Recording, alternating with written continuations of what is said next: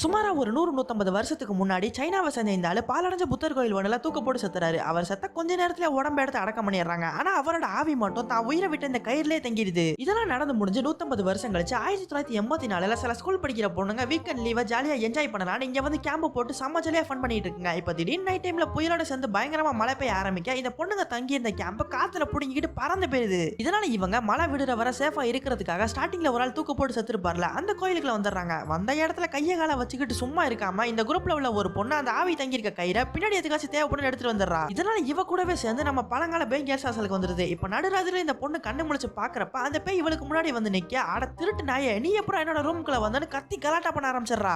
ஏமா நான் ஒண்ணு திருடலாம் இல்ல, ஆத்மா சாந்தி அடையாம சுத்திட்டு இருக்க ஆவி. நான் தூக்கு போட்டு செத்த கயிறை நீ எடுத்துட்டு வந்ததால தான் நான் உன் பின்னாடியே வந்துகிட்டு இருக்கேன். இந்த கயிறை திரும்பவும் கொண்டு போய் நீ எடுத்த கோயிலே வச்சுட்டா நான் உன்னை விட்டு போயிருவேன்னு சொல்றாரு. ஐயோ உடனே அந்த கோயிலுக்கு திரும்ப போக முடியாது, நாளைக்கு எங்க ஸ்கூல்ல ஸ்போர்ட்ஸ் டே இருக்கு, அதெல்லாம் முடிச்சிட்டு வேணா உன்னோட கயிறை இடத்த இடத்துல திரும்ப வச்சறான்னு இந்த பொண்ணு சொல்லுது. அடுத்து என்னாச்சு நெக்ஸ்ட் பார்ட்ல பார்க்கலாம்.